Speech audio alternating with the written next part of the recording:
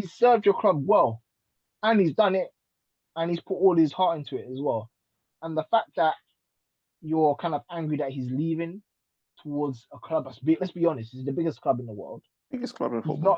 He's not going to your direct rivals because let's Mhm. be honest, Liverpool are not a direct rival of Real Madrid. They're not. He's not in the league and going to a different rival in the league. He's going to the biggest club in the world to play the best football. And this is what the biggest players do. But Michael Johnson, who is a legend in the game, that is going about doing something and going for change. Who supports him? Who He supports him all Noah the time. Lyles. He brought you around the table and said, this is the concept. This is what's going to happen. You said, you can't afford me. You went away. You went back and said, all right, boom. I want a piece of this X amount %. But I can't guarantee you that because I don't even know it's going to work. So instead of tearing it down and making it look like me, say, look, financially it didn't work out for me, but it's a step in the right direction to where we need to get the sport to be. That is what you should have done instead of tearing it down. And that's where people have a problem with you. And that's why a lot of people are saying it's the right message in terms of the truth, but you're the wrong messenger. Sinner needs to regroup. Obviously, Wimbledon coming up. And he needs to develop mentally, because if he doesn't, we've now seen that Alcaraz can do it mentally, come from 2 sets down. It's something that Nadal used to do, come from behind, because it was one of them things with Nadal where you had to get ahead. You couldn't let him get ahead. You had to beat him. You had to be a set or 2 sets ahead of him to have a chance. Right, and we're now going to see that with Alcaraz, where if you let him get ahead, game's over. He's not going to throw it away. But if you can get ahead, you've got to stay ahead, because if you don't, this guy's just going to keep coming and keep coming. Spartans! What is your profession? Yes, people, another edition of Knightz and the Roundtable Discussions, where we discuss all sports all the time. Got my guy ST in the building. How are you doing, sir? I'm all good, bro. How are you? Bro, I can't complain, man. Listen, the football season's over. Like, the nightmare is over. And I mean, we're not completely over. But I know, which we're going to get into, which is depressing, but it hasn't got... United aren't in it. So we can't get upset, and that's the main thing. But like people, as you know, like ST and I, normally when the football, we're getting ready, prepared. Obviously, because it starts to get fun, because we move into athletics talk, which we always love. It's our favorite. It's our favorite. But yeah, unfortunately, there is quite a few things going on in the world of sports right now. So people, it's going to be something different. It's going to be a different format. I like to call it the MST, the multi-sports talk. So we're going to be covering various sports on this one, talking about the current events that are going on right now, and events that have happened over the past couple of weeks that probably you may not have known about, and we are going to discuss. So it's going to be a very good one. I'm quite looking forward to this, mainly because obviously we're not talking about Man United, but also because it's something a little bit different. But people, as usual, before we start, make sure to like, share, comment, and subscribe to the channel. Get the likes up, get the subscriptions up. When I say shit all the time, share. We are here, and don't forget to join our social media pages as well. Links are in the description. Actually, before we start, obviously, we haven't been on for a little bit. We were on. Unfortunately, people, due to technical difficulties, we couldn't get our end of season wrap-up show up.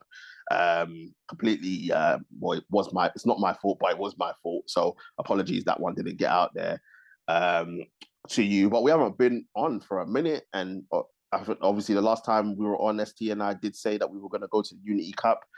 We did end up going to the Unity Cup. It was fun. I enjoyed it. It was good. I enjoyed it. I enjoyed it. Obviously, it's a very good concept. Yeah, it's not the final that we wanted in terms of it being Ghana versus Jamaica, but Jamaica were in the final. Unfortunately, 2-2 after full time, and then we lost on penalties to Nigeria, which was a painful one. But listen, it was a fun time, ST. It was fun. Listen, we got to watch 2 games, Ghana destroying Trinidad. was it 4-0 in the end? Yeah, 4-0. And then obviously Nigeria and Jamaica the main event for the final. But it was in between the music, the entertainment that we had. They played all the good tunes from all the countries. I think they covered everybody. So we got soca, we got Afro beats, we got like in Ghana, you got you got dancehall as well, everything. So every country was catered for, which I really did like. We even had a sound clash as well between dancehall and Afro beats, which to be fair, dancehall did win, but you have to look at it on the grandest scale. Let's be honest, like it was mainly Jamaicans. Of course we won. Of course we won, but you got to look at it. That's why I'm saying context is like, bro, it was 75% Jamaicans. There were a lot of Jamaicans. Let's be honest, 75%. No. You know what is? I would say 50% Jamaicans, 25% Ghanaians hating on the Nigerians for Jamaica to win, and then the other 25% Nigerians. Man said that the Trinnies weren't even there, bro. They were just a little. No, they were in the They're like 0.5. 0.5. Yeah. They're still pounds and thing. That's it. Yeah. No, but I thoroughly enjoyed it. The only thing, obviously, ST and I, and listen, Uni Cup, we're not bashing you because we enjoyed the event, but the food, dog, you can't have all those countries coming and the limited food. Like that's the only thing I would say. And if you're gonna do, this is constructive criticism. If you're going to do that going forward, then you have to have stalls outside. You have to have stalls outside because I can't believe we went to this and there was no jollof. Like fuming, absolutely no fuming. Jollof, no jerk chicken. No do you know what I mean? No Nigerian sir, no doubles, no doubles, bro. Listen. So that's the one thing I will say. I completely enjoyed the event. It was thoroughly good. What I also liked about the event as well. You know how in all these football stadiums in general, you have a lot of fighting and stuff because we all of us really get along. Right? I know we trust the Nigerians and all that stuff. It's all we all get along. Yeah, it's all love. It's all love. Everybody was sitting next to each other as well. No fighting. Yeah, no, it was brilliant. Like that's the thing, and that's the thing I liked. I love the camaraderie. I love the community coming together, us as Black people coming together and just enjoying the spectacle. There was like, yes, it's competitive because it's football and you want your country to win, of course. But at the same time, it was like everybody had fun. And that was the main thing. When can you go into a stand and then celebrate against a Nigerian man or a Jamaican man next to you without you getting fought, without the afraid of getting fit in a fist fight and stuff like that? Yeah. I thoroughly enjoyed it, man. And listen, do another one. Obviously, we would like a couple more stars to show up. But obviously, I get it. It's been a long season. And to come and do this. And obviously, now they're doing the qualifiers right now for the respective countries as well. So I completely understand it. But let's try and get it another time where in which it could have a couple more stars, a couple more faces for us to recognize. But shout out to the Uni Cup, man. Thoroughly enjoyed it. But ST, let's get down to business. As I said, it's the multi-sports talk. We're going to be talking about everything. And I think the main thing that we're going to talk about, obviously going off Uni Cup, which is football, is that, as we both said, the football season isn't quite over yet. Normally, obviously, you got your international friendlies and qualifiers, they're pretty much wrapped up. Normally, the players are looking to fly out. And we have players that aren't. And that's because the Club World Cup is due to start on Saturday, I think, Saturday or Sunday, or this weekend. I think it's Saturday. Yeah, the Club World Cup is due to start. Now, people, you're probably sitting here wondering, the World Cup's not till next year. No. It's the Club World Cup. So what we used to have in December was obviously a few teams would go out, compete for it. And then, so basically, basically, before it was the first, so it's the winners of the continental cups. So winners from Africa, Asia, and stuff like that. Mm-hmm. So it would usually be the South Americans and the Europeans would usually get to the semi-final of that cup. And the final, yeah. And then the finals, or for example, a couple of times the African teams and the Oceania teams have like gone into the final. But now what they're doing is to make it, I think, because there's more money that they want to put into it and they want to make it a lot more competitive, is that they've added a lot of the previous winners, a lot of people from the main like teams from Europe and all these other parts of the world, and they're trying to make it a big thing. Champions League. Let's just call it what it is. It's the Champions League format, because you've got 32 teams in there, which obviously when Champions League had their group stages is in like 8 respective groups. Make sure my math is right. Yep. Groups of 4, and obviously you play everyone in your group. Round of 16, quarterfinals, semi-finals, final. But it's not just Europe, it's teams across the world. And as ST put, obviously, it's normally the winners of the respective cups that would do it. So I think it was like 8 teams before, but now we've got a 32 club tournament. And yeah, as I said, it's the respective winners from, I think, so the representatives are, if I remember correctly, so you got Europe, Central America, Central and North America, Asia, Africa, Oceania, and South America. Yeah. So you've got various teams from there that have been put into a group, and we're going to find out who is the Club World Cup winner.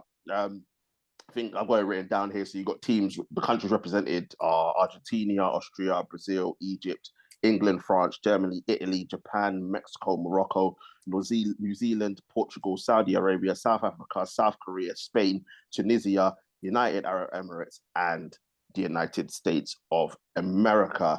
30 million pounds goes to the winner, so it's a chunk of change. But ST,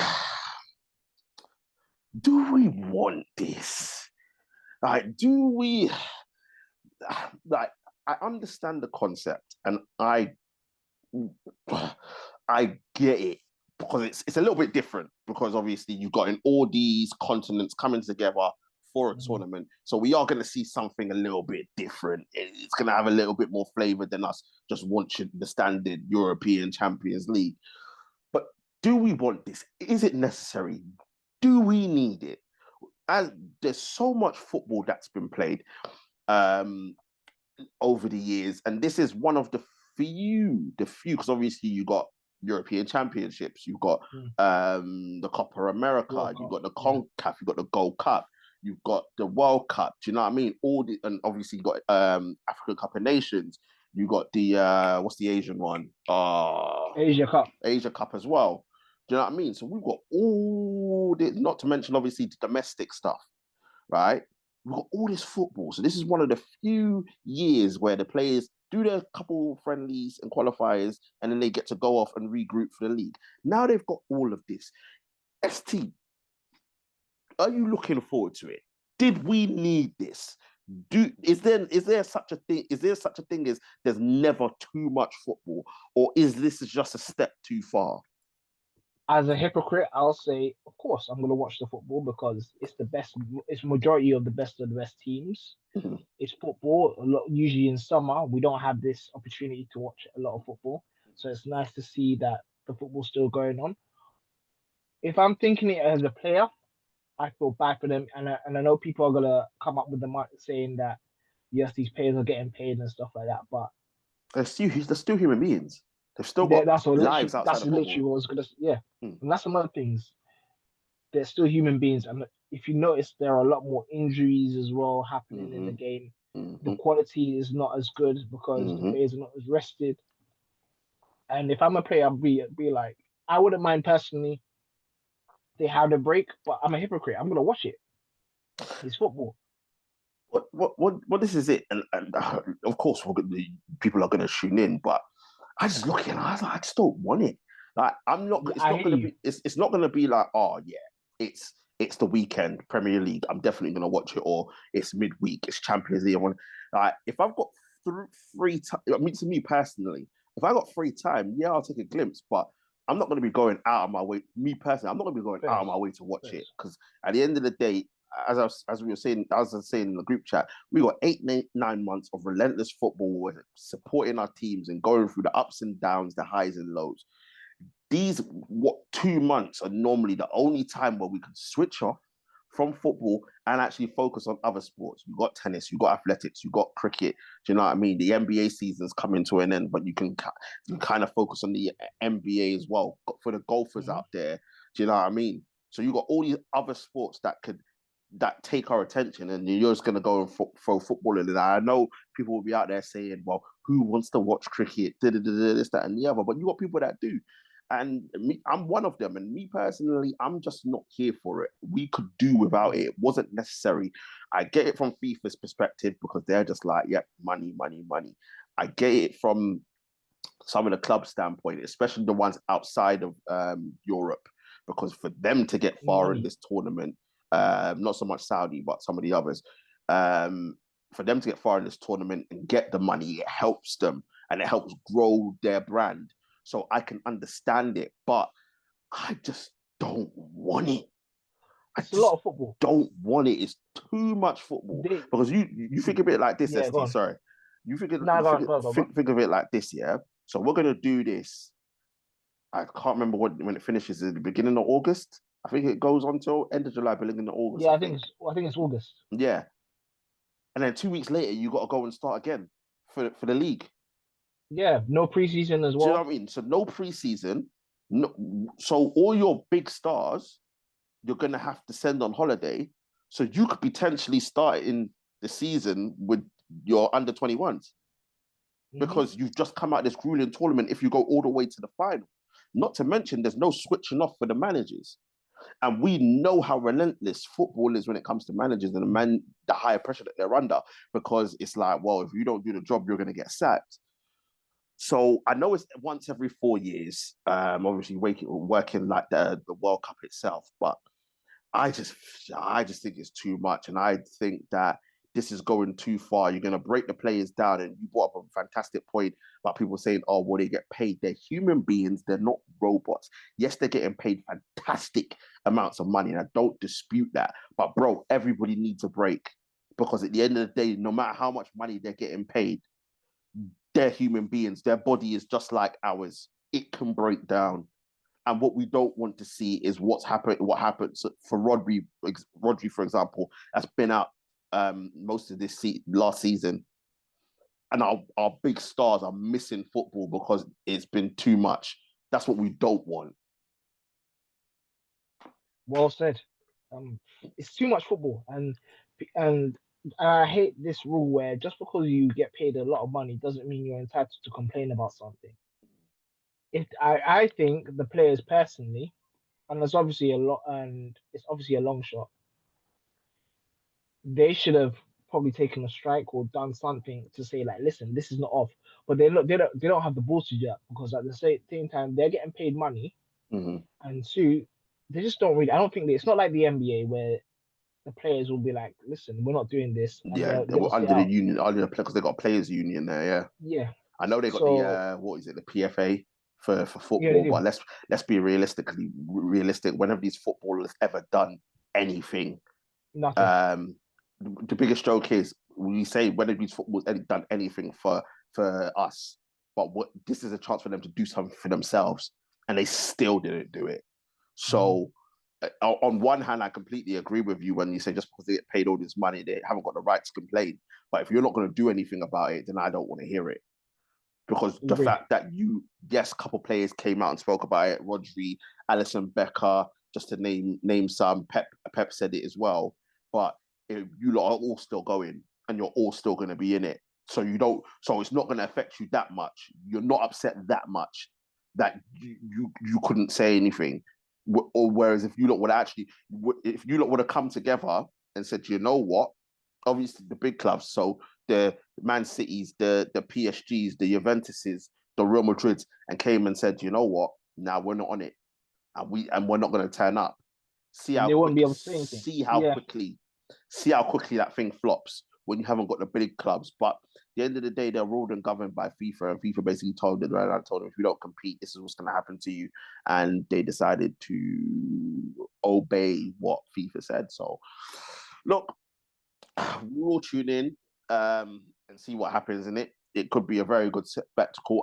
I think the one thing that ST that I am looking forward to see is the South America teams, because they're always well supported, and their fans are mad. So I think from that aspect, I think we can look forward to that. And obviously, it being in America is not far from them to travel either. So so they'll be used to it. So it could be a good spectacle. But am I bending over backwards to go and watch it? No, not really. No. But we'll see what happens with the Club World Cup, which is kicking off this weekend. Speaking of big clubs and speaking of Real Madrid, obviously today Trent was unveiled. Trent Carlos, yeah. Trent, bro, what is it? Trent. Oh man, I had a word for him. I had a name for him. Trent Escobar or something. Trent. I don't know. Alfredo. Trent Alexander-Arnold, bruv. Trent Alexander-Arnold, bruv. Got unveiled as Real Madrid, bruv. Did his press conference. Man spoke clear, precise, fluent Spanish, bro. But you know what this situation reminds me of? When, if you've ever gone through this, you've gone through a breakup, but your girl's been plotting for time. And she's got next man on the road, and she's swooped in. This is what girls do when you forget, Bro, listen, I said this is what it was. Bro, this is why I said though. Remember the amount of times I said that Trent can't defend his gal, bro.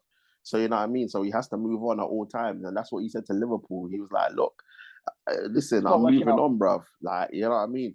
Like, man came out and said, oh yeah, I've been waiting a long time. I've been practicing for a long time, this Spanish, bro. Then he had to retract and say, nah, it's been a couple of weeks, bro. Man said he was on that Duolingo thing, like just like getting 1,000 points in that, bro, with that Spanish, bro. Like it was very, very good.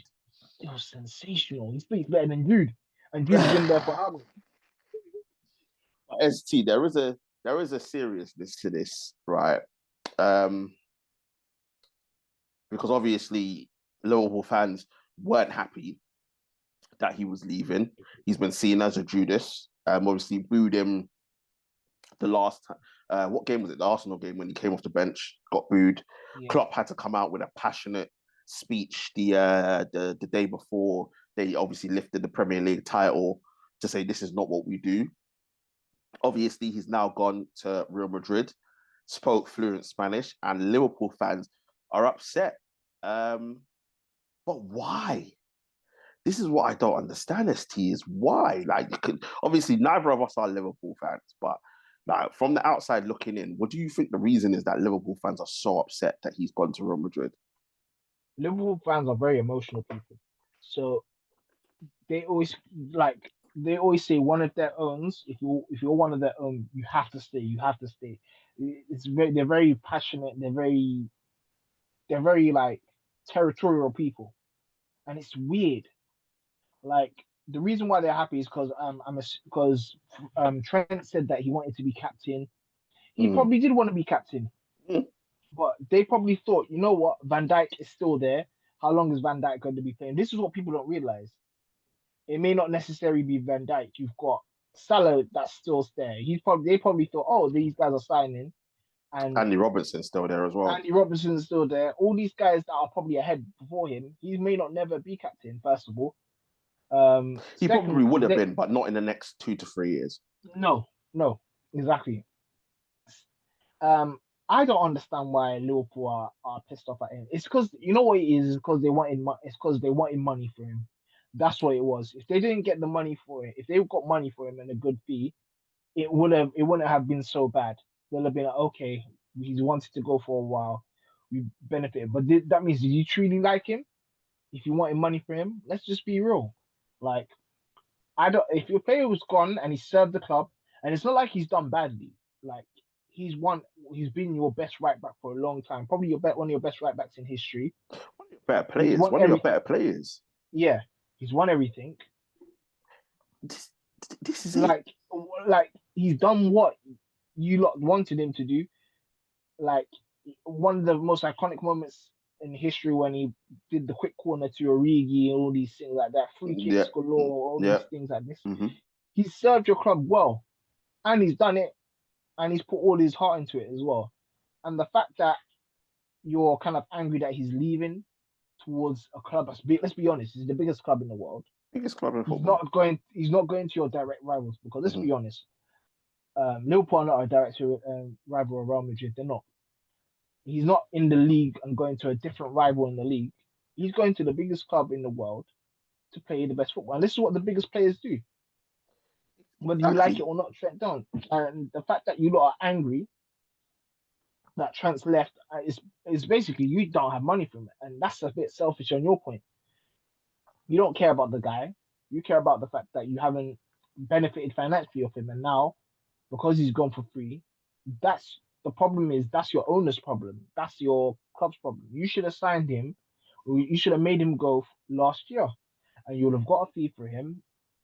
And that's it. But then on the caveat is you may have not won the league. But it's no secret that from last summer he was being linked with Real Madrid. Like it was no secret at all. So you could have done what you were supposed to do, but you didn't. And let's not forget ST. Van Dijk and Mo Salah were in the same position. This is poor from your owners that these three of your biggest players ran down their contracts to the final year. Yes, Van Dijk and Mo Salah decided to stay, right? Which is fair play to them. But they could have gone. They were already, if you remember correctly, ST, the whole Mo Salah situation. Certain Jamie Carragher was coming out and saying X, Y, and Z about him. And now he's signed, that's gone quiet. Do you know what I mean? Jamie Carragher is one of the biggest reasons why, in the Arsenal game, why Trent got booed, because he was spewing his poisonous rhetoric about the kids, right? Then had to backtrack on the final day because Klopp came out and said, this is not how Liverpool behave. This is not how big clubs behave. Do you know what I mean? I can completely understand Spurs fans with Sol Campbell because he went to the biggest rivals in football. You guys aren't competing with Real Madrid. Yes, you can look at the European trophies and say X, Y, but Real Madrid are clear of everybody. I think the next in line is AC Milan. Yeah. Then I think it's Liverpool. Quote me correct me if I'm wrong, people out there. Do you know what I mean? So he's going to the biggest club in football. It's an opportunity that he may never get again. It's an opportunity to go and experience something different. He's won Premier League, League Cup, FA Cup, Champions League with Liverpool. Everything there is to win. He can now go and say, let me go and try and win a La Liga, a Copa del Rey, and a Champions League with Real Madrid and say, I went to Real Madrid and was a success. Because let's be honest, ST, in terms of English players, not many of them have been successful. No. Michael Owen wasn't successful. Steve McManaman, you can say, he had a good shot at Real Madrid. David Beckham was underwhelming at Real Madrid in the Galacticos. So Jude Bellingham's done his thing. Bellingham's done his thing, but he is at the start of his career, but he's done his thing already with what he's done. So why can't Trent have ambition? Like, I get it, because in an interview he said he wanted to be club captain and blah, blah, blah, and this, that, and the other. But people are allowed to change. They can change their minds. He could have said that as a young guy and got to 26, coming up into his prime and said, you know what? I've got opportunity here that I didn't think I was going to get, to go to Real Madrid. When Real Madrid come calling, who tells them no? Nobody.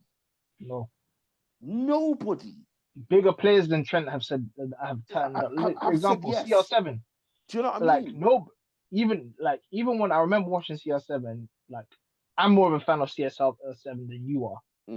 I was even saying, like, I get it.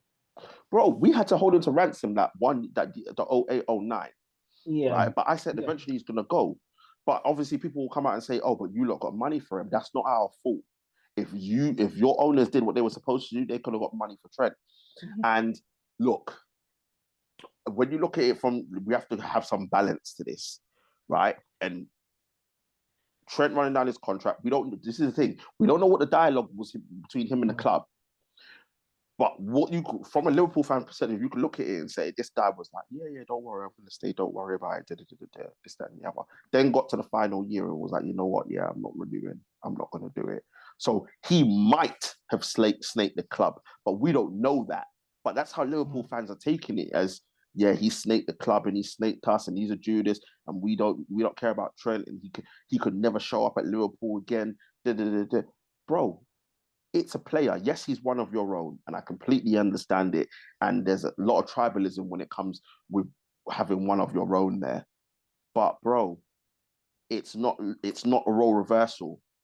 You're not Real Madrid, and Real Madrid are not Liverpool. When you think he's downgrading, he's upgrading, whether you like it or not. Even if he did that, so what? It's different if he didn't perform. More often than not, Trent performed on the pitch. He did his job. Exactly. Whether you like it or not, he won you. He was a big part of why you won a lot. Exactly. And don't get me wrong, obviously we banter and say he can't defend this gal and blah, blah, blah. Defensively, he isn't great. But at the same time, going forward, bro, we haven't seen a right foot like that since Beckham in terms of English talent. We haven't seen a right foot like that since Beckham. Do you know what I mean? So we don't know what Xavi Alonso is going to do with him in terms of if he's going to be putting him in that holding midfield role or he's going to do the inverted thing. But bro, he's going to be an asset to Real Madrid. Now, Xavi Alonso is a sort of player, is a sort of manager, even in Leverkusen, the way his players play, Trent is going to enjoy the way he plays. If he gets his system right, it's perfect for him.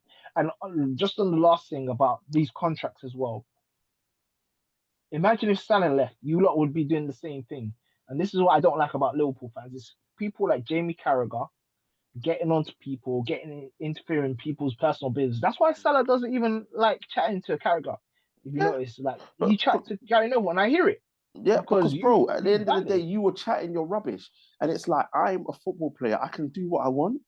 Like, listen, the loyalty to clubs died a very long time ago, right? These players are out here for themselves because at the end of the day, one week you can cheer me, the next week you're going to boo me. I know it's different when it comes to one of your own. They're always going to try and back you no matter what. But I'm just like, let the kid do his thing. Let it be. He's gone now. Get over it. Like, I know Liverpool fans are now frothing at the mouth for the Champions League draw and hope they get Real Madrid at Anfield. Let's see what happens if you get Real Madrid at Bernabeu. What energy you're going to go there with. Because you lot are trying to do this, bring Trent back to Anfield. Watch what's going to happen. This, that, and the other. Lord help you if he scores the winner at Anfield. I hope he takes one of those free kicks. Celebrate it.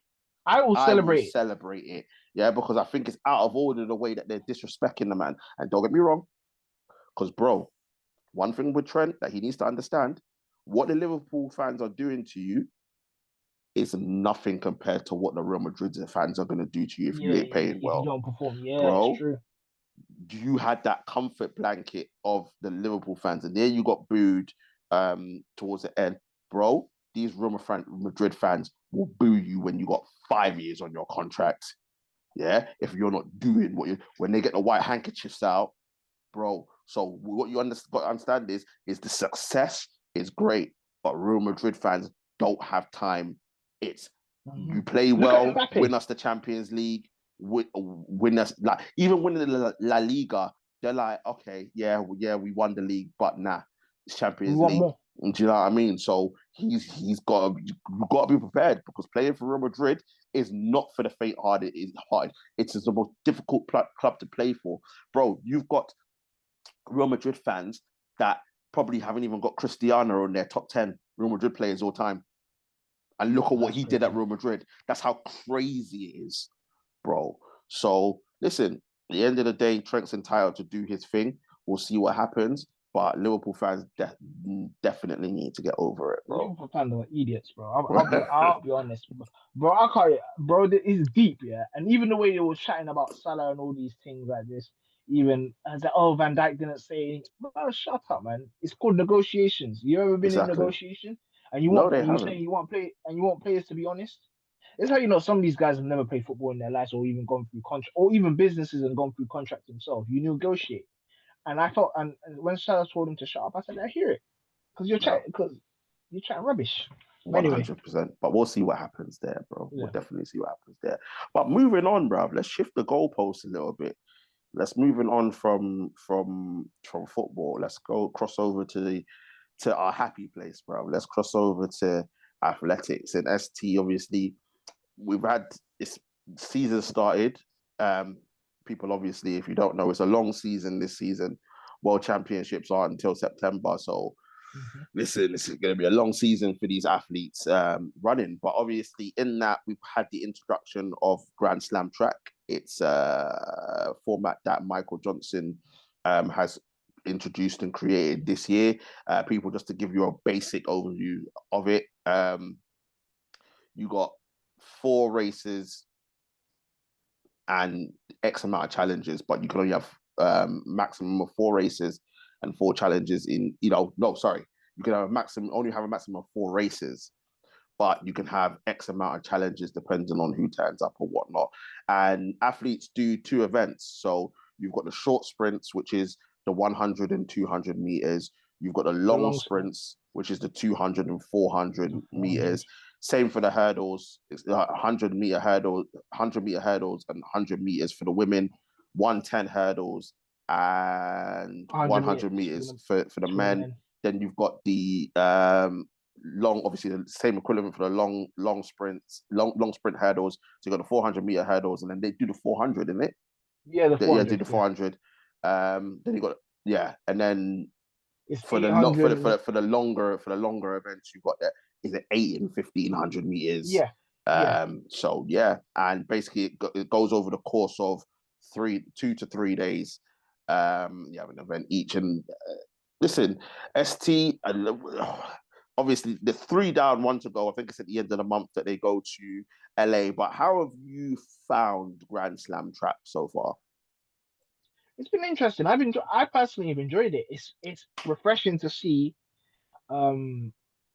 athletes which don't usually run weaker events. I mean, run certain events, run weaker events. There are a lot of athletes that are in, like, say, for example, Sydney McLaughlin, who are very good at the hurdles and they are very good at the 400 meters. It's very interesting to watch. Bro, you've got Kenny Bedrick. Bro, Kung Fu Kenny is living life, bro. He's enjoying. It's perfect for people like him. Nah. So it's really interesting to see the depth of strength of those actual athletes, to see their caliber of actual race know-how and actually speed, and it's really enjoyable. I find it very enjoyable personally. I agree with you. I've enjoyed it. Look, at the end of the day, it's the inaugural event, so not everything's perfect. I think, what did they have? Was it the 3,000 and 5,000 meters? I think they had the one day after, and that didn't work. And we completely understand. Listen, people, with anything, there's going to be teething problems, and you got a trial and error. Do you know what I mean? But overall, I've enjoyed it. Kung Fu Kenny and Sydney McLaughlin have been the highlights for me. Like, obviously, Sydney did in the last one in Philly. She did the 100-meter hurdles and the 100 meters, and obviously we know she's a 400. So to see her going outside of her comfort zone and step she down, still did a decent time. Exactly, go down to the sprint hurdles and the sprint. It was good. I'm enjoying it. It's something different. Like, don't get me wrong, there is an element of fun in it, and when I say that, when I say fun, it's like athletes, the shackles are off a little bit, because even though they're competing for money, which we'll get to, it's not as intense as a Diamond League or obviously a World Championships, Olympics, European Championships, stuff like that. It's a little bit of fun, and it's allowing them to build into the season. And obviously the money that's at the end of it, when it gets 100 grand, everyone gets paid. And so 1 to 8, everyone gets paid. When it gets 100 grand, and then second gets 50, and then so on and so forth.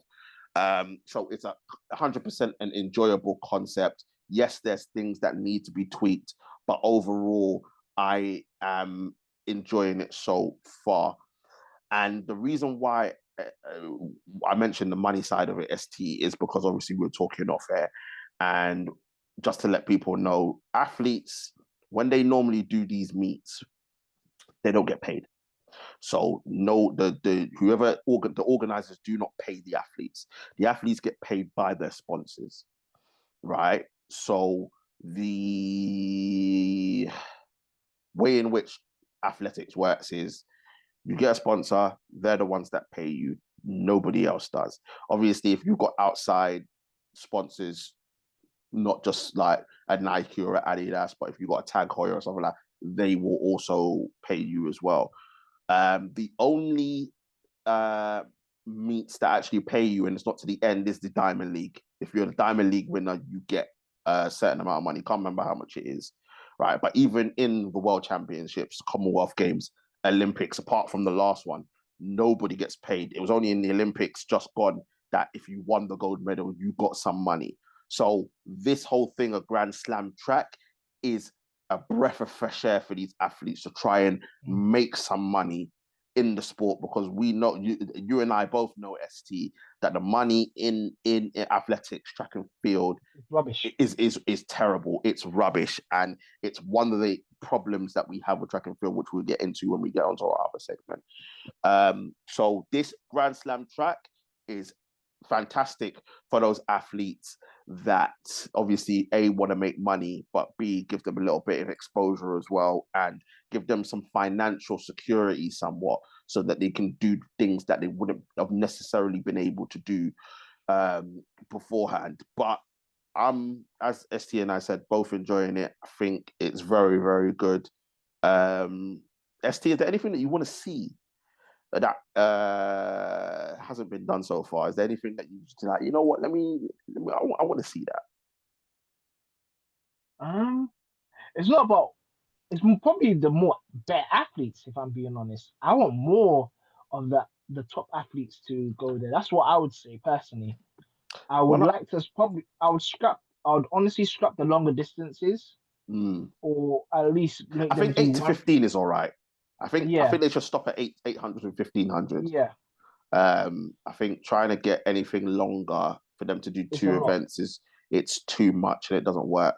But I think if they go up to 8 to 1500, I know it's not fair, but there has to be some common sense, a little bit of realism to it. But I 100% agree with you.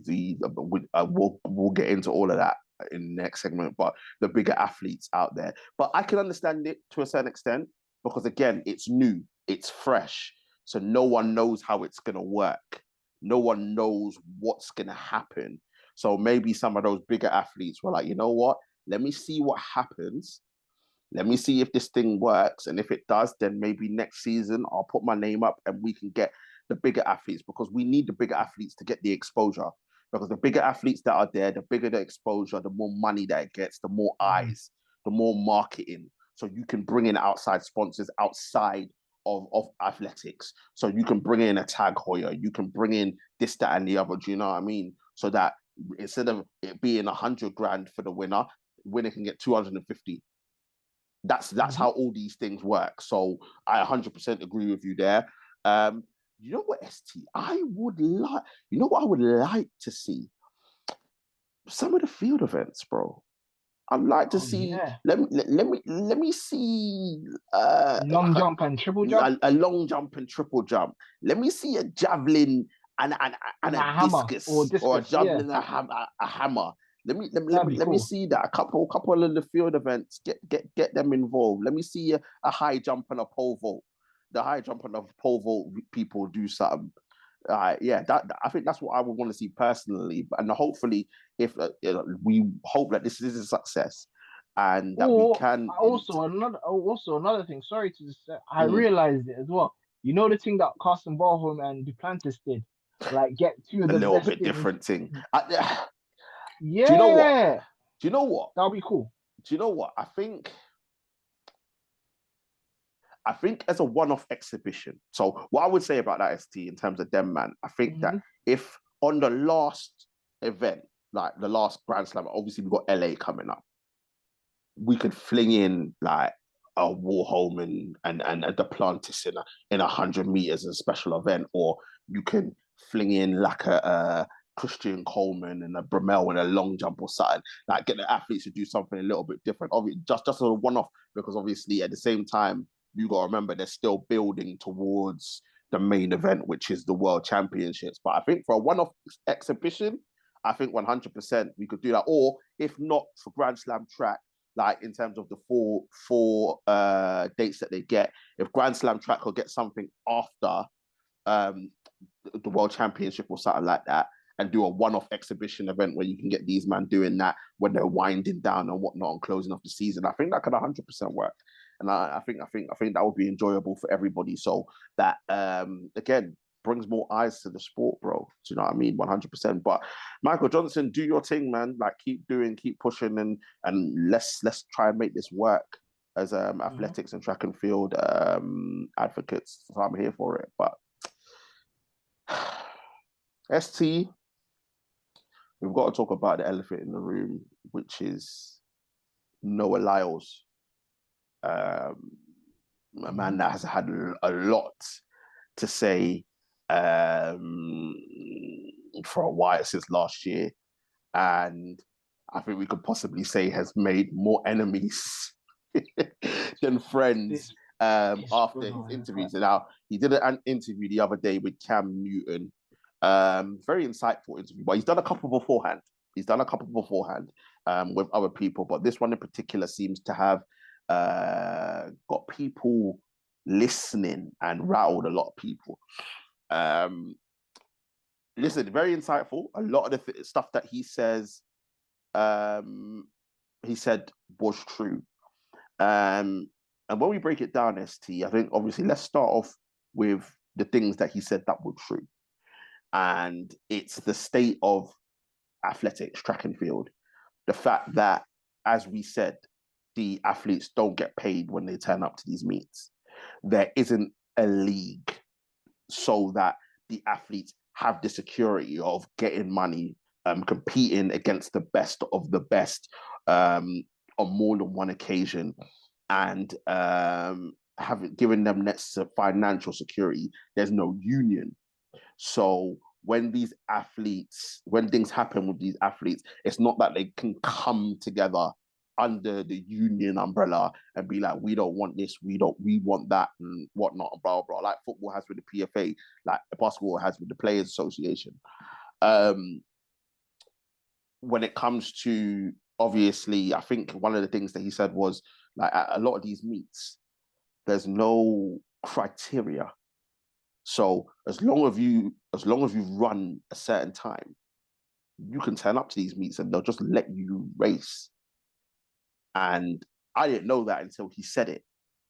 But it actually makes sense, because there's certain meets and you'll be like, who's that? Or how did that person get there and whatnot and blah, blah, blah. So I completely get it. Some of them, I think now as well, you have to, I think there was a time, I think when Bolt was running, Bolt wouldn't come, but the only time he'd come is if they gave him like an appearance fee and stuff like that. Yeah, appearance fees and stuff like that, because listen, it's Usain Bolt. You got to pay the man because he transcended the sport. So, ST, when I look at all of those things and put them together, I think he has a very valid argument that all these things need to be sorted out. And I can't dispute any of that in terms of what he said. He's 100% right. I just want to know what your thoughts were on it. In all that sense, like, in that sense, he's right. There needs to be a revamp of athletics. For example, the previous segment, we were talking about what Michael Johnson was trying to do. And yes, there are a lot of issues that we have in track and field, which we've mentioned, because both of us, as we probably said before, were really good athletes. And we were looking to go into the sport, but we both were aware that there wasn't a lot of money, especially in England. Bro, especially for the amount of work that we had to do in training, bro. Listen, I always tell people, listen, like, don't get me wrong, there's other sports out there, like, you can take like combat sports and boxing and whatnot, bro. But in terms of like football and all that stuff, bro, it was never as hard. I'd take football training any day over athletics, bro. 100%. Sorry, carry on. No, but as you said, like, now, from what Noah's saying, it's correct. Like, there is no unions. The money's not regulated. They're not getting constant income. we're not getting paid like the footballers or the NBA stuff. Obviously, it's obviously to do with demand, but the demand for athletics is still there as well. But they're still not getting paid what they're worth. They're still having to do other things. Most athletes don't retire with their wealth intact. No. And stuff like that. And it's very difficult. And I get it. There needs to be a revamp where athletes are getting paid consistently for what they're doing. I'm not saying you should get paid more than football or more than NBA. I know how business is, demand and supply. The more people, but there's a demand for athletics, and they should be getting paid accordingly. If you understand what I mean. And I fully agree with what he's saying. However, you're going against the man or one of the people that's trying to help you in Michael Johnson with the Grand Slam Athletics strap. Why didn't you go? You were complaining about money. You're saying that they don't have money in this. There is a way where, let's be honest, Lyles have had a very good chance of winning those like 100 and 200s. Those are his bread and butter. He's as good as Kenny. So he's better than Kenny. He's better than Kenny. And he could win that money as well. And you wouldn't be complaining about it if you weren't winning. There's too much lip service and then not a lot of action, if you understand what I mean. Yep. And especially coming from him. And yes, he makes the good points, but when people are generally trying to do something about it, instead of supporting it, you're criticizing it. Exactly. If you should have then come up with a solution for it. If you understand what I mean. And Michael Johnson, he would have known, especially Michael Johnson. Michael Johnson was running in a time where he was hardly getting paid. He was getting paid for his sponsorship because he had to rebrand himself, with the gold. Yeah, the gold spikes. Bro, I always wanted those. I always wanted the gold spikes. That's why he was one of my favorites. Yeah. And the chain as well. Yeah. Yeah. You see Maurice Green with the tongue. Bro. Maurice was one of my favorites. Yeah, Maurice was one of my favorites as well. My mom used to say, "This is nonsense. Why is he doing it?" But I said, "Mom, I used to love it because that's what I used to do. The Maurice prowl is how I used to get ready on the line for athletics, bro. Because I had all that pent up anxiety, bro. I loved it. Yeah, Maurice was one of my favorites. Oh, I used to like, Maurice Green, bad man.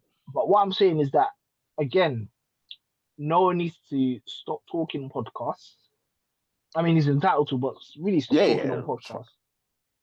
Like, support a man that's trying to do something. Michael Johnson didn't only speak about it. He's put things into place, and even though there's teething problems, he's still doing something, so we can respect that. Whereas you are, let's be honest, at this moment, he probably is the face of the sport right now. For you to push the sport, you should be going on this, because this stuff is right up your alley, if I'm being honest. Like, you're still running, you can still run the Diamond League, but you can still participate in that. You're complaining about money. The 100K is on the line most weeks. You're good enough to win 100K, and then you can be like, yeah, this is a good thing. Once athletes and other people see that it's a good thing, more people will bring eyes to the sport. More people are going to be watching this. So sometimes you have to be aware of who you are, and if something good like this is out there, support it, even for one race, and see the benefits of what that can do. Because I guarantee you, if people see, like, let's be honest, probably at this moment in time, Noah Lyles is probably the most known athlete right now. So if you were to do that, more people are going to be like, Noah Lyles is doing this. What's this? It's like a Grand Slam track. And maybe if they watch it, they're probably going to like it because I'll be honest, the way Michael Johnson's done it, it's Americanized. Yeah. So he's Americanized it in a way, so it's like the NBA draft thing. So what he needs to do is be quiet and just I say go and support it and see how it goes. Well, this is it, ST, and you hit the nail on the head. Is that you spoke on it, and you said, yeah, we haven't got a league and blah blah blah. And as you said, instead of endorsing it and promoting it, you're going against it because you're like, well, I'm worth more than that. I don't dispute that, but brother, it is the start, right? You could have said, you know what, MJ? All right, cool, boom. This is what we're gonna do. I'm gonna promote it, and I'm gonna come. We'll see what happens. See how it works. If we can get to X, then we need to come back round the table and say, yeah, how are we gonna, do you know what I mean, for Noah? Because at the end of the day, he is the biggest name in athletics right now, obviously, because Bolt is retired. So he has the right to be able to do that. But my whole thing is that you didn't do that. You just said, so in one hand, you're saying, yes, we need a league, we need this, we need that, financial security. Other hand, yeah, but you're not paying me enough. So you're not thinking about all the other athletes and athletics. You're just thinking about yourself. Well, how do I, and don't get me wrong, obviously it's an individual sport. But the fact of the matter is that if you grow the brand, you grow the sport, more money comes in and you get more money. So you benefit from it more. Now, even if you said, ST, if you said, you know what, you can't, I'm not going to run for 100K because I'm making more than that, cool. But what I will do is help promote it. Not be the face of it, but help promote it and push it so that we can get it to here. So then in next year or the year after, I can say, yeah, I wanna get a part of this. I want to be a part of this. And it's not just him, because Sha'Carri Richardson was the same. She said, nah, because the money wasn't there for her, right? And it's like, I understand you have to think about yourself, but think about the sport that you're competing in, the sport that you're supposed to love, right? It's so far behind so many other sports. In America, it's behind basketball, it's behind American football, it's behind baseball, it's behind ice hockey. I think it's even behind soccer, as they call it over there. For us over here, it's behind football, it's behind cricket, it's behind rugby. Do you know what I mean? It's behind boxing now. It's behind boxing.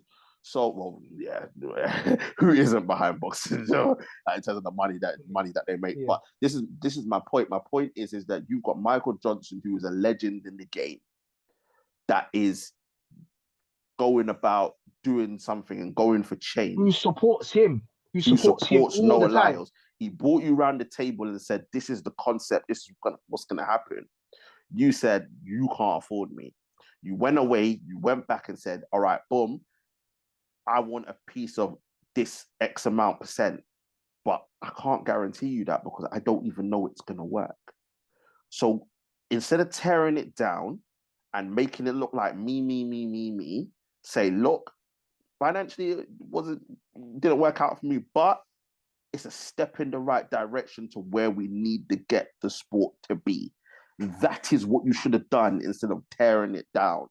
And that's where people have a problem with you. And that's why a lot of people are saying it's the right message in terms of the truth, but you're the wrong messenger because it always comes back to you. So this is where he's messed up because you had a chance to do something for the sport and you haven't done it. And all I got to hope is that Michael Johnson will forget about that and just keep pushing it. And hopefully next year we can get the bigger names, even if it's not him and Sha'Carri. We can get Jesus Christ, all the names have gone from me. We can get Keishane. Oblique's actually involved in it.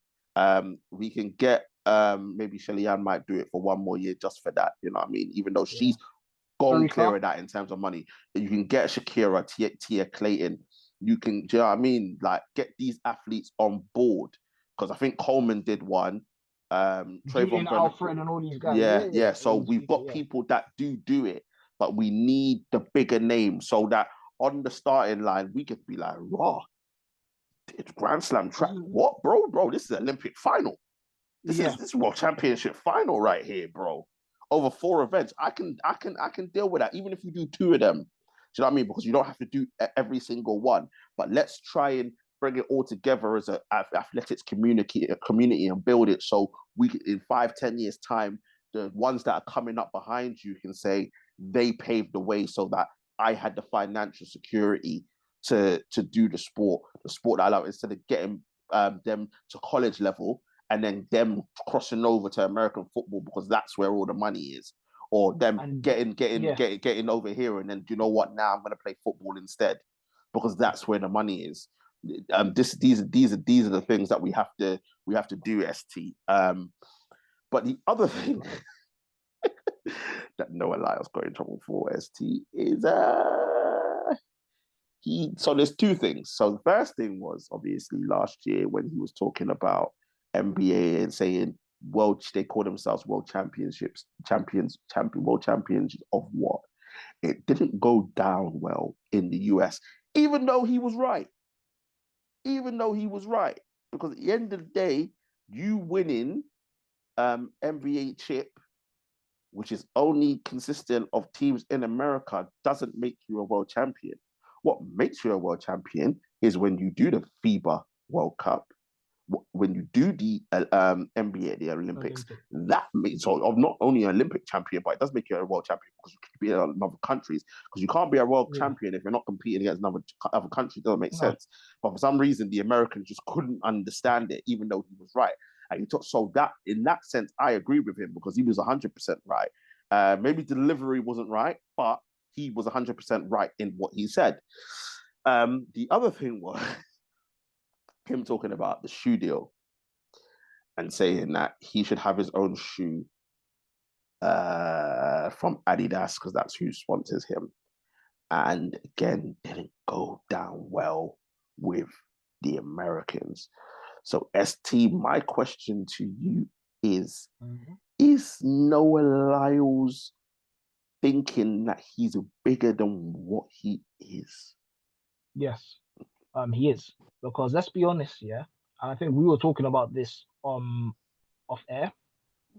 Usain Bolt was pushing the Puma brands with his the Puma spikes. Even he didn't get his own Puma thing. Even Cristiano Ronaldo and Messi in the different sports didn't get their own boots like that. So and I know you're not bigger than those three. Nope. So, and they weren't complaining about that. So the fact that you have the arrogance to think that you're bigger than those three, that you should have your own shoe. And let's be honest, of course, you've done extremely well in your career so far. But you haven't won everything like Bolt did. Bolt cleaned up. Exactly. Let's be real. Bolt didn't lose any, but he didn't lose to no African, no Tobago and all those things like that. Listen, I loved it. I'm happy. But he didn't lose. He didn't come third apart from the last race. In his prime. So because people will bring up 2017. That's why I said in his prime. Yeah. Let's be honest. If you don't, I'll be honest. Justin Gatlin deserves a shoe before you, bro. Even in the areas even in the places that he was racing with, he doesn't really have competition like what Bolt did. And but that was a golden era. That was a golden era, yeah. But what he thinks about it is he doesn't have the pull. Not a lot of people outside of America know him. Exactly. We're only starting to know him due to these podcasts. It's not because of what he's done. Whereas people like Bolt, Messi, Cristiano Ronaldo, everybody, even if you don't like the sports, you know them. But you got to remember the whole reason. Listen, like athletics, bro, Bolt, 2012. Obviously, I know it was over here in London, bro. No Bolt, it doesn't get that. Yeah, I know you can talk about Mo Farah and Dennis Kent's Hill, but bro, no Bolt, you do not get the eyes and the scrutiny and the amount of people and even London bidding for it. You don't get that without Bolt. And I know Bolt's Jamaican, but these are people that transcended the sport and had so many eyes on it. And people, obviously, Bolt getting all these, that's how Bolt made his name. And everybody knows who he is. Noah Lyles, outside of, unless you love track and athletics or America, because as you said, ST, the podcast, you don't really know who this guy is. Don't get me wrong. He's trying to put his brand out there. He did the thing with I Show Speed, and he's got the thing with the American footballer, Tyreek Hill, and obviously the dashes and whatnot. Do you know what I mean? So I completely understand that he's trying to grow his brand. But brother, you ain't that big. No. You don't deserve a shoe deal. I know you're comparing yourselves to the basketball players, but you got to remember as well, these basketball players that got their own shoes, they are known worldwide, right? You're not there yet. And I'm not saying that he can't get there, because his personality and the way how he operates and the way how he conducts himself, he could make himself a massive star on social media. I don't dispute that, but the problem is that you're getting way too far ahead of yourself. You're nowhere near there yet, and that's not me trying to be disrespectful or negative. It's just reality of the situation, and he has all the potential to do it. Because at the end of the day, you got to remember, bruv, world champion. He did the clean sweep at the world championships. Obviously, 100-meter Olympic champion. Do you know what I mean? I think he won the Diamond League. I think, and remember the Adidas deal that he got that straight out of high school. Obviously, American record holder for the 200 meters. So this guy has bags of potential, right? Not potential, bags of potential, and he's already got how much things in his bag already in terms of medals. Would I put him as one of the greats of all time in terms of track? No, because the one thing that he hasn't done that the greats before him did, the Bolts, the Gatlins, Carl Lewis, just to name a few, is that over the entire athletics season, they went to meets and absolutely dominated. Noah Lyles, I will call a clutch athlete. When it comes to the World Championships, Olympics, he's going to be there or thereabouts.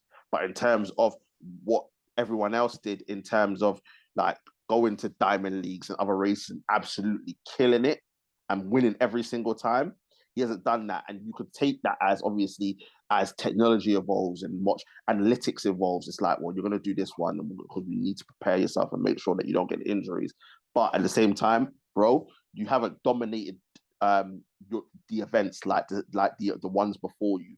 So before you can even think about getting your own shoe deal and this and that, you got to understand you've got to do a lot more to get that exposure and a lot more on the track as well as off it to warrant you to get all of this. But see, I wouldn't say finally, because I'm not gonna bash him completely, because I think some of the American podcasts were completely overreacting about that. The NBA thing seems to have rattled them, and it's because I'm shocked.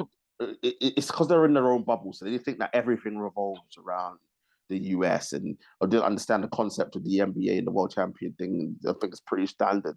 But I think the other thing is, because on another podcast, people were like, Cameron, I'm saying basically, like, bro, he didn't even know that this guy did 100 and 200 meters. He was like 100-millimeter, 40-yard dash. And he was like, we see you every 4 years. Yeah. Every 4 years. I'm like, he's like, what are you doing apart from the Olympics? He's doing Diamond League. He's doing the World Championships. He's doing indoor championships. Indoor championships. Obviously, he can't do the Commonwealth. He can't do the Commonwealth for the Europeans. But like, there's championships literally every year. Exactly. Do you know what I mean? There's championships every year. But it goes to show the ignorance of people that don't follow the sport. But it also goes to show how much work has to be done to get this sport to the global brand that it needs to be. But at the same time, I'm just like, bro, like, do your research before you start speaking on these things, because it makes you sound like you're uneducated, and you literally just saw the headline, watched the clip on YouTube, and decided to start talking instead of actually doing your research and understanding that this guy doesn't perform every 4 years. He's got to do it every year. You got world champion, so you've got it's world championship, so it's world championships, Commonwealth, world championships, Olympics, right? So you can't do the Commonwealth because it's American, but he's still got 3 out of the 4 years where he's competing at the highest level. And the Commonwealth is normally like a year off, so that's when they mainly do the Diamond League event, because they were like, you haven't got a league. Diamond League is the closest that we're going to get to coincide with the Grand Slam track. But it's not like these guys are just twiddling their thumbs and doing nothing. And I think that's where the education needs to come in. But also do your own research before you start speaking on things that you don't really know anything about. And that's all I'm going to say on that. But the one thing I will say, he's got a lot of people talking. He's got a lot of people talking. So he's rattled a lot of people. I'm telling you. But listen, as they say, any publicity is good publicity, as they say. And finally, ST, as we wrap up, we're going to go on to one more sport, and that is tennis, bruv. French Open. obviously it hurt, bruv. It absolutely hurt. Sinner, man. Because Sinner, 2 sets up. 2 sets up. 4 match points. 3 match points. 3 or yeah. 340 love up. Bro. And he threw it away and made Alcaraz come back and win the French Open. Now, credit to Alcaraz, bro. The first time ever that he's been 2 sets down in a match, come back and won. In 5 hours as well, fam. Bruv, listen, you've got to respect the resilience, the Mamba mentality, and the will to win from this guy, right? To do what he did, to put the pressure on Sinner and say, can you do it? Because still to this day now, because of that wall is up against Alcaraz for Sinner. He can't beat him. He doesn't know how to beat him. But Sinner threw that damn thing away. He threw that damn thing away because he should have won. He should have won. He should have won. And but he said in the group, he's a flat track bully. He's a fact. Listen, Sinner is probably the most aggressive player out there, and that's why he wins a lot of matches. He's just smashing it. But they're also really deficient. There are more deficiencies in his game than in Alcaraz's game. Movement. He's not a great mover. He's not a great mover on the court. Poor drop shot. What, at the net? Yeah, at the net, he's not good. Drop shots, he's not good. What's in it is he's efficient and he's aggressive. But the fact of the matter is, he hasn't got that mentality. And what Sinner needs to understand is that he's going to have the Djokovic complex, where no one's going to like him as long as Alcaraz is playing. And he's got to get over that. Just because fans start cheering for Alcaraz louder than they're cheering for you, you've got to get over it. Because if you don't, you are going to lose more than you're going to win. Right? Definitely you're going to lose more than you're going to win. And I think that, don't get me wrong, obviously people will be like, yeah, because he's a drug cheat and blah, blah, blah, and this, that, and the other. But ST, you know my thing already. I wasn't a Nadal fan. And I'm not an Alcaraz fan because he reminds me of Nadal. And even with the drug cheat as well. And I know it's weird. Like, don't get me wrong, I don't like what they done. But at the same time, they found negligence in the person who gave him the stuff. So it's a bit of a grey area. Don't get me wrong, I think he should have got more in it. It was very convenient that. And obviously, he didn't intend to do that, but there was negligence on this side. But me, as I agree with you, bro, I'm not a Nadal fan. I think Nadal is becoming. Oh yeah, he's a great, and we're not gonna dispute that he's not a great. Style, but you've got this thing, bro. Like I said, Nadal, bro, that final against Federer when he broke my heart at Wimbledon, bro. I've never forgiven Nadal for winning that Wimbledon. The 9-7. Yeah, bro. That's the greatest game. The emotions I went through in that game, right? Me and my mum, the emotions that we went through in that game, bro, it was crazy. And I never forgave Nadal, but obviously he's a great. I'm not going to dispute that. Obviously, Djokovic is the GOAT, not my GOAT, is the GOAT. He is now. He's undisputed. He's done everything now. But I think Sinner needs to regroup. Obviously, Wimbledon coming up, and he needs to develop mentally, because if he doesn't, we've now seen that Alcaraz can do it mentally. Come from 2 sets down. It's something that Nadal used to do. Come from behind, because it was one of them things with Nadal where you had to get ahead. You couldn't let him get ahead. You had to beat him. You had to be a set or 2 sets ahead of him to have a chance, right? And we're now going to see that with Alcaraz, where if you let him get ahead, game's over. He's not going to throw it away. But if you can get ahead, you've got to stay ahead, because if you don't, this guy's just going to keep coming and keep coming and keep coming. But as much as it wasn't the result that I wanted, I did enjoy watching it, and it was a very, very, very good. It was a high-level final. Let's be honest. 100%. Very high-level tennis. Some of the shots making was serious. I was like, wow. Yeah. And these two, let's be honest, these two are I think they're clear above the rest at the moment. Yeah, 100%. Obviously, Djokovic is in that. He's on the come down. I think Djokovic can still beat most, but I think these two in particular, as I said to the truth in the group chat, I think they have to have an off day for Djokovic to become victorious. I think Djokovic's best bet is on grass. to beat either of these two. Yes. But again, it's gonna be very difficult for him. I think so. I think you'd have Alcaraz and Sinner up there, Djokovic just underneath, and I think then you've got the rest. So you've got the Holgarunas, you've got the Zverev and Medvedev, who are on the decline. And then you've got the American Benjamin, I think his name is Ben Shelton. Ben Shelton, yeah. And you've got a couple others as well. So you've got Jack Draper and that. But listen, we'll see what happens at Wimbledon. Wimbledon's up next, bro. So we'll see what happens with that. But people that listen, we're gonna wrap up there. Let us know what you think in the comment section. Let us know what you think about the Club World Cup. Are you looking forward to it? Are you not? Is it something for you? Is it not? Do you think the players are playing too much football? Or is it just put up or shut up? Just get on with it. That's what you're paid to do. Let us know what you think about Trent Alexander-Arnold. Is he the Judas that Liverpool fans are making him out to be? Or is it just a man taking his opportunity to go and play for the biggest club in the world and see what he can do on the biggest stage under the biggest scrutiny? Let us know what you think about Grand Slam track. Did you know about it? Did what we said help you understand it? Are you going to partake in watching it at the end of the month? Do you think it's a concept that can generate the interest, that can kickstart something for these athletes? Let us know what you think about Noah Lyles. Is he the right man? No, is he the right message but wrong messenger? Is he all about himself?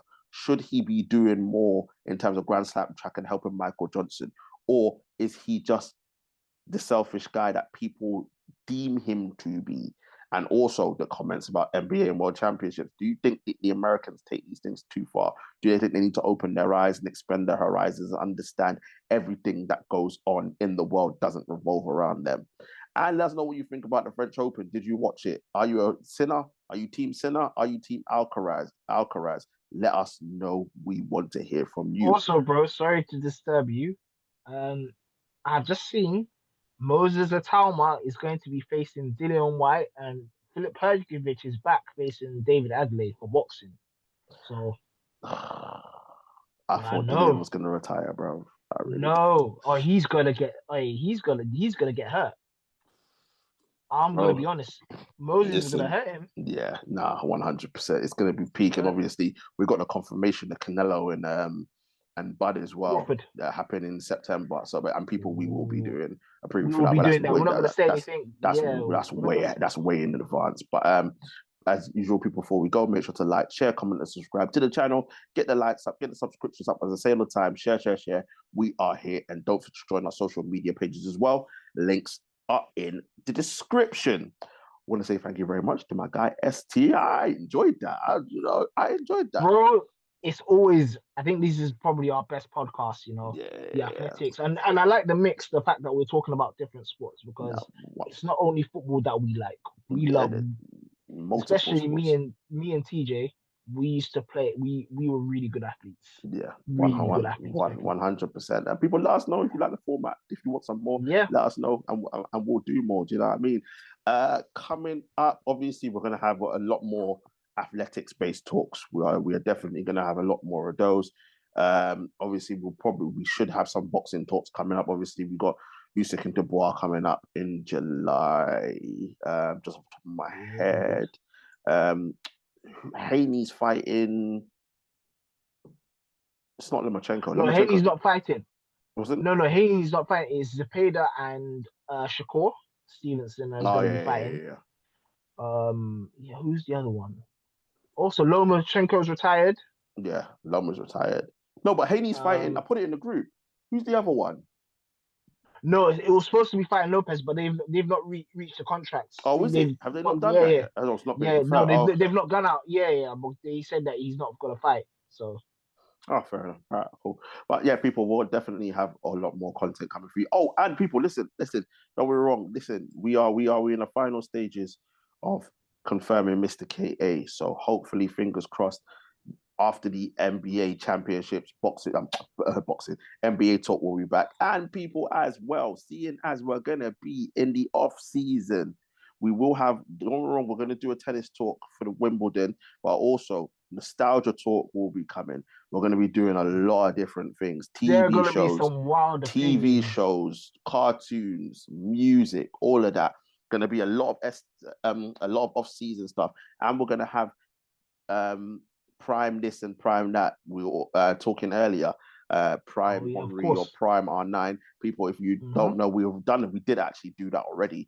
It's in the video, so definitely scroll down and watch those. We're going to be doing a lot more of those as well. So we're gonna have a lot more content coming up for you because we don't have to talk about Man United. But listen, people, that's it from us. Listen, stay safe out there, be safe, and we shall see you very, very soon. Peace.